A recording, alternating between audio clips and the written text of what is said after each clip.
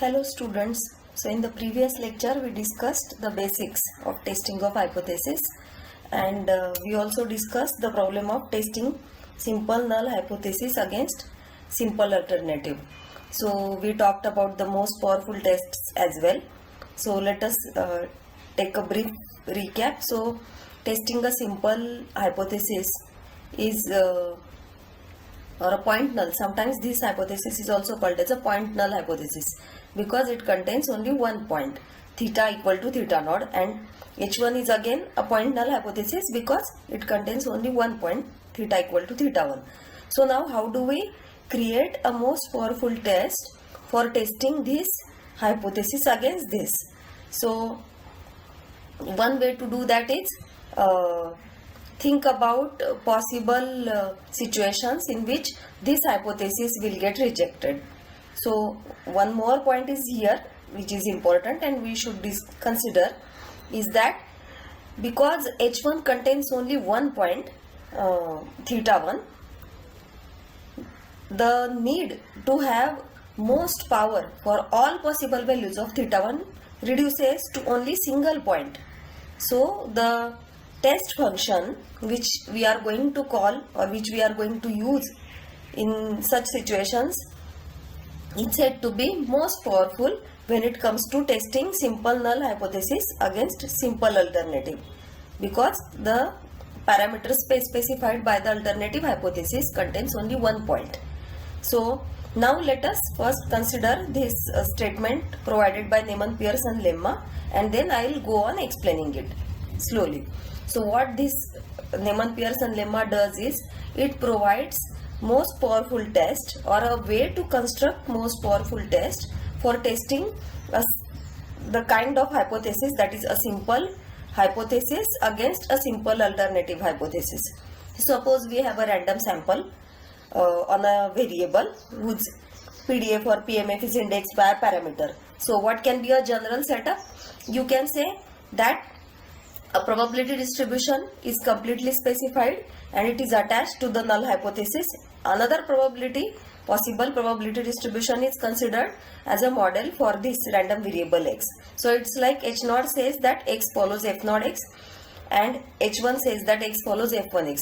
This same statement can be equivalently written as x follows fx theta and theta is equal to theta naught and theta is equal to theta 1. So either way we are dealing with this one model under H naught and exactly one model under H1. See, when you say that your hypothesis is theta less than or equal to theta naught, you consider all possible values from minus infinity or whatever is the lower limit permitted by the parameter space from that point to theta naught. So infinitely many values are there. So it is not a single model you would be dealing with. You would be dealing with so many models through H naught. But that is not the case when it comes to simple hypothesis. When you say simple, the model is completely known through that hypothesis. Means you assume that the model is completely specified by that hypothesis. So this complete specification is not possible unless you know the value of the parameter. So it's like when you say H naught is theta equal to theta naught, you know that hypothesis is telling you that theta is equal to theta naught. So the model gets completely specified. So an interval hypothesis won't be a simple hypothesis if you go by the definition of simple hypothesis. So this is a simple hypothesis. This is another simple hypothesis. So now how it can be tested? Try to think logically. What can be done? How would I know that a hypothesis can be compared? How do I know? Can it be compared through some probabilities? Suppose you are dealing with a discrete setup. Is it possible to compare these two hypotheses? So this will be like one probability mass function. This will be like another probability mass function. So again it is like you are talking about comparing two probability mass functions. So how the comparison is possible? So let us see how can it be done. So the joint PDF or PMF. Now we have a random sample from this distribution. Either this or this. So it's like you have to take the decision whether this sample is coming from this distribution or this distribution. So now suppose the joint distribution of these random variables under H naught is L naught x. So it will be, because it's a random sample, the product of this PDF or PMF. And suppose S naught is the support of L naught. Similarly, suppose L1 is the joint PDF under H1 and S1 is the support of L1. So I hope you remember the definition of support. It's nothing but the collection of all the observations for which the distribution is strictly positive. So now we want to create a test function. So suppose phi or phi, whatever way you read this, suppose this is a phi is a test function, and then the size of this test function is nothing but the, because only one point is there, so the supremum will be simply that point itself. So it is expectation of expectation of phi x under H naught, and the power will be simply expectation of phi under H1, not phi 1, sorry, it should be this one I put by mistake. This should be expectation of phi x under H1.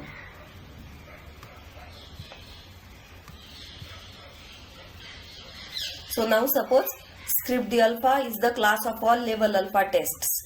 Then now here is the statement of the part A of Neyman-Pearson lemma. So the part A says that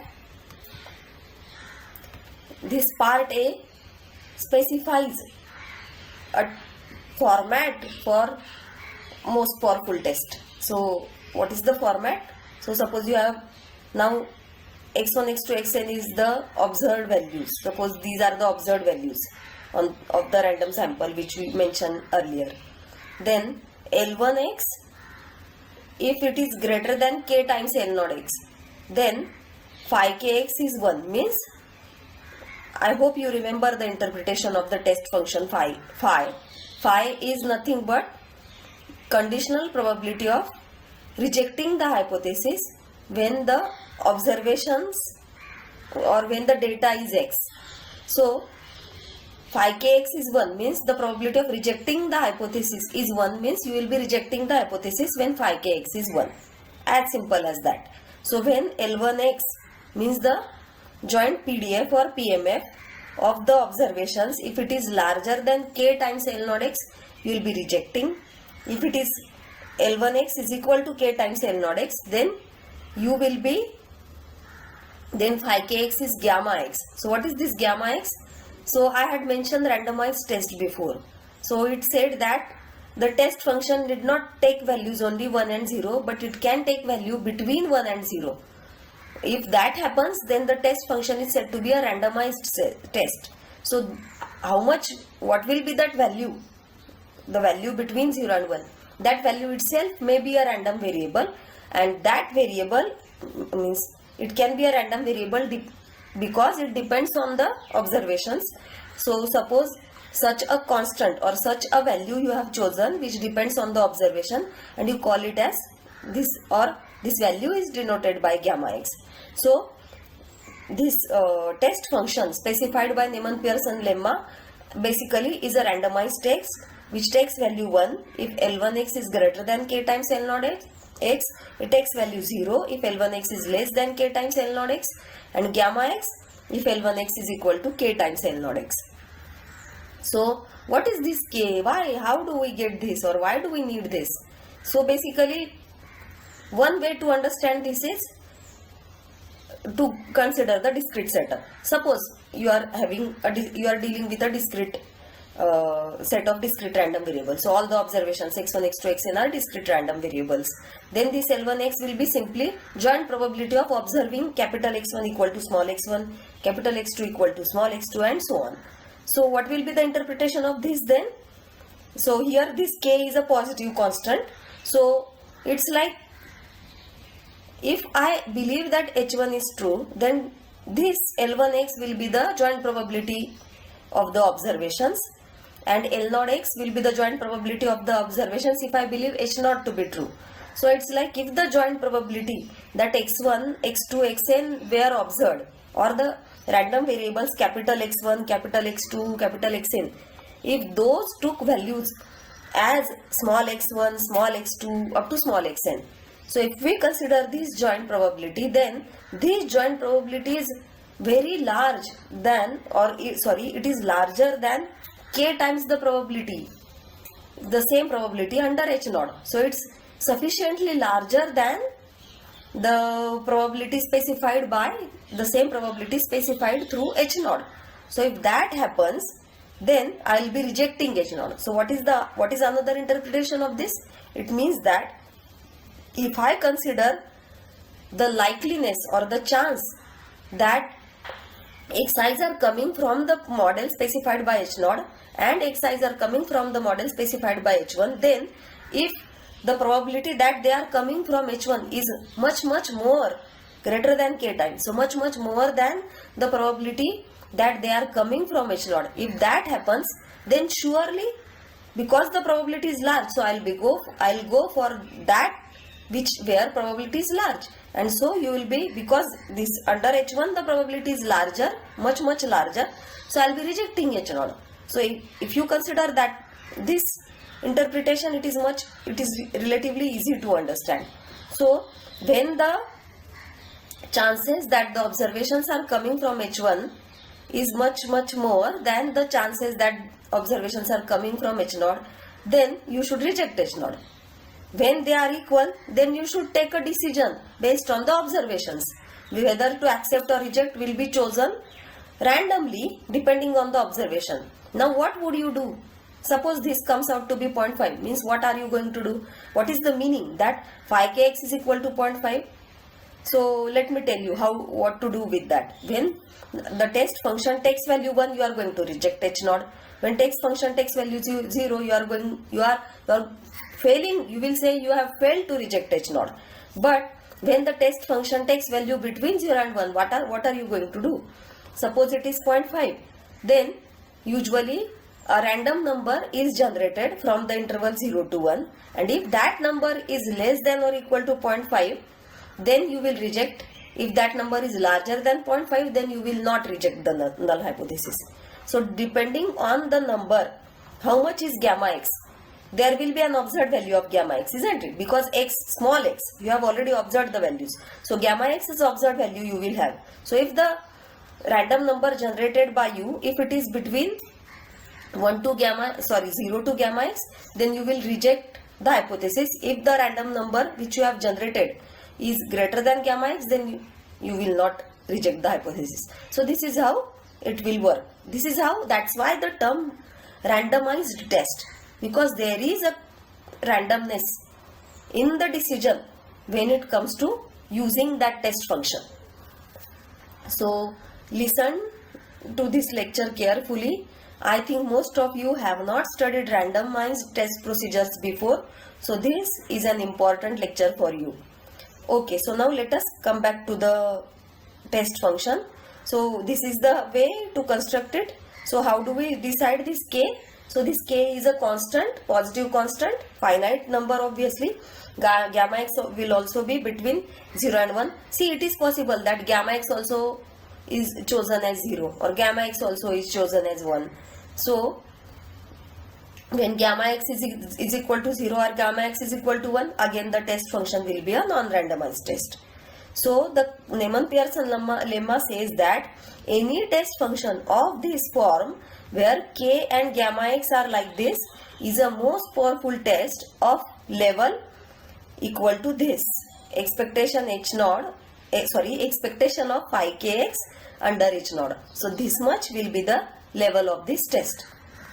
Isn't the size, because size is the maximum possible value of the type 1 error, so size can always be equal to level, no?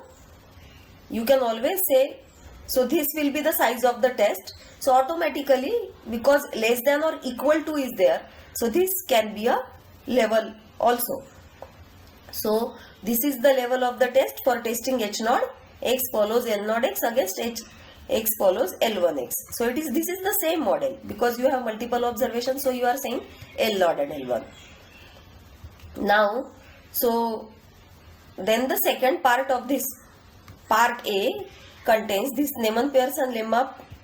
Part A contains two statements. The first statement is this. Now the second statement refers to the size 0 test. See, what is a size 0 test? So it's like a test where the type 1 error carries 0 value. So the size of the test is 0. Means what? It's very simple. Choose k equal to infinity here. What will happen if k is chosen as infinity? Can L1 be greater than infinity? No, no. Can you use this format as it is? No. So a simple logic is used. This logic behind construction of this test I have explained later. So we will definitely come back to this.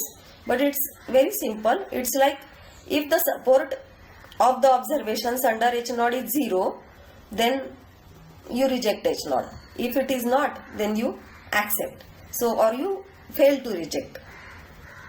So the decision is very simple. If the support is positive, don't reject. If the support is 0, means probability that xi's are coming from the distribution specified by H0. If that probability is 0, then reject H0. If that probability is greater than 0, then do not reject. So this is a very simple test, and because of this kind of construction, the size of the test is 0. This is also a level 0 test. So before proceeding towards the proof, let us try to understand the logic. So now another way to discuss this, or another way to understand Neyman-Pearson lemma has been discussed in the next 2 pages, which I'll elaborate to you now step by step. So we will talk about these 2 pages now, this one and this one, and then the proof we will start in the next video lecture. So let us go. Let us try to understand this. So the sample points which do not belong to the support of either L0 or L1 need not be taken into account. Okay, so before starting this, I would like to mention a few things. When you say Neyman-Pearson lemma, there are so many things involved, isn't it? It's like you are dealing with observations which may belong to S0, or the observation may belong to S1, it may belong to both of them, or you may have observation which does not belong to either of these sets. So is it possible? What to do with the observations which do not belong to either of these sets, S0 or S1? So because, do you really want to worry about such observations which are not supporting either S0 or S1? Which are not supporting either L0 or L1. What to do with such observations? Or why do we think about so many possibilities? So see, the moment you say that you have a random sample, means small x, technically these observed values belong to n-dimensional Euclidean space. Now because you have specified 2 models under these 2 hypotheses, so your focus entirely is on these 2 sets, S0 and S1. So these 2 sets are nothing but subsets in n-dimensional Euclidean space, Rn. So S0 is a subset in Rn, S1 is a subset in Rn. So now when you say that you have got an observation from Rn, it can be either in S0, or it can be in S1, or it can be in both of them, or it can be in neither of them. Or it can be exclusively in S0 but not in S1, or it can be exclusively in S1 but not in S0. So all possibilities are there. So when you create a most powerful test, you should consider all these possibilities. So first I have discussed all these possibilities, and then I have discussed the logic behind the construction of the most powerful test. So let us go step by step. So consider the sample points which do not belong to the support of either L0 or L1. So should we take into account all these points? So no, we need not take into account all these points for which do not belong to S0 or S1. Or why is it so? Because these points, when you consider, they will not contribute to the size or the power of the test. How? Why they will not contribute? So notice that when you calculate the size of the test, you consider H0 to be true. When you calculate the power of the test, you consider H1 to be true. So because the points which belong to neither S0 nor S1, they won't be considered in both these calculations. So you may simply ignore them, or See, what is the meaning that a point belongs to S naught or the point belongs to S1? Consider the discrete setup. It means the chances that the point will be coming from S naught is positive. The chance that the point is coming from S1 is positive again, isn't it? If they are belonging to S naught, it means that the probability that the observations are coming from the model specified by H naught is positive. The probability is positive. It's not zero. See, probability can't be negative. So it can be zero or it can be positive. So probability is zero means it's impossible. It's not going to happen. So the points where both the probabilities are zero, should they be taken into account? Will they be ever observed? Will such point be ever observed? The points which do not belong to either of these two sets. Probability of this happening is also zero, isn't it? Because either you have model specified by H naught or you have model specified by H1. The third possibility does not matter in the context of testing of hypothesis, and so you can safely ignore all these points. Okay, so that's why this discussion I have, or this sentence I have written here. So I hope you have understood which set needs to be ignored. So the set S naught complement union S1 complement should be ignored. Sorry, not union, intersection should be ignored.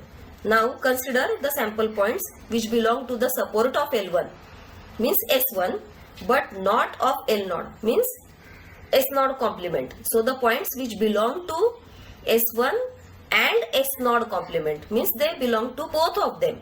So X belongs to S0 complement intersection S1. So because the point belongs to S0 complement, L0 X will be 0. The joint PDF will be 0 because it is in S0 complement. Under H0 the joint PDF will be 0, but under H1 the joint PDF will be positive. So because clearly the joint PDF under H0 is 0, you can say for such points H0 should be rejected. The null hypothesis should be rejected. Also, now what is another side effect of this? So such points, so see, when you consider power of the test, what will happen? When you consider size for such points X in S0 complement intersection S1, because L0 X is 0, when you calculate size of the test function, such points are not going to contribute. But such points are going to contribute when it comes to power of the test, because L1 X is positive. So this point will be definitely considered when you consider power of the test. So that's why the statement that this leads to increasing the power of the test without increasing the size. Without increasing the size, why does it say without increasing? Because L0 X is 0, so such point won't be considered when you consider size of the test. But when you consider power of the test, when you calculate power of the test, such points will be definitely taken into account. Okay, so this one possibility is over now. So see, first case is observations which belong to neither S0 nor S1. Then the second case is observations which belong to S1 but not to S0. Then now the third possibility, observations which belong to S1 but not, which belong to S0 but not S1, means exclusively to S0. These are observations belonging only to S1. These are observations belonging only to S0. So L0 X is positive but L1 X is 0. So because L0 X is positive but L1 X is 0, what can be the decision? Because only this observation, what is the meaning of this? L0 X is positive, L1 X is 0, means the chance that the observations are coming from the model specified by H1 is 0, but the chance that the observations are coming from the model specified by H0 is positive. So it's like 0, you are comparing something with 0. So obviously the decision will go in this favor, means you will not be rejecting the hypothesis, H0. So you can say you must have then phi star x, the test function, phi k actually. Why did I take phi star? the test function should be 0 there. Phi kx should be 0. So the points for which L naught x is greater than 0 and L1 x is greater than 0, these points should be taken very seriously. Na? Means the points for which the chance that the points are coming from the model specified by H naught is also positive, and the probability that the models are coming from the observations coming from the model specified by H1 is also positive. So when both the probabilities are positive, then it's a tricky business. How do you decide then whether it is coming from H0 or it is coming from H1? So then the decision should be taken more carefully. Now since already 25 minutes are over, I will stop here. We will discuss more about this in the next lecture.